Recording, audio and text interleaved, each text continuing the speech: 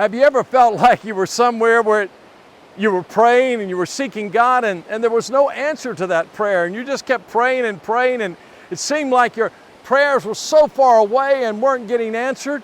Well, Jesus told a parable about persisting in prayer. In Luke chapter 11, he talks about persisting in prayer, and then he says, ask and keep on asking, seek and keep on seeking, knock and keep on knocking, and it will be given unto you. So you need to pray. Let me share with you a story about my mother and how I prayed for her. I prayed for her for 25 years that she would come to Christ. She told me, I'm not a Christian, I'll never become a Christian, and don't ever talk to me about God again.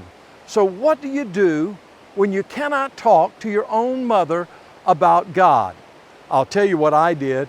I talked to God about my mother. And oh, God worked over 25 years in my mother's life. It was a long time. Sometimes I wanted to give up, but the Spirit of God said, keep persisting in prayer.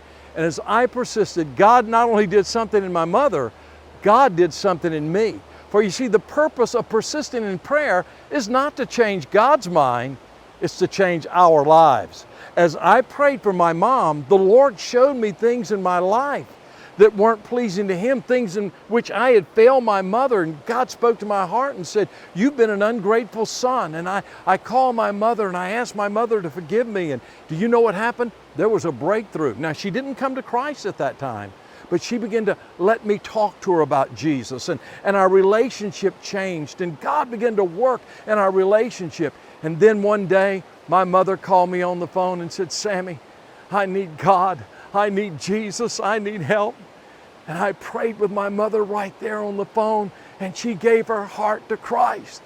Oh, 25 years of praying. Jesus said, ask and keep on asking, seek and keep on seeking, knock and keep on knocking, and it shall be opened unto you. So you pray and keep on praying. Don't give up. God will change you, and God will change the person you're praying for.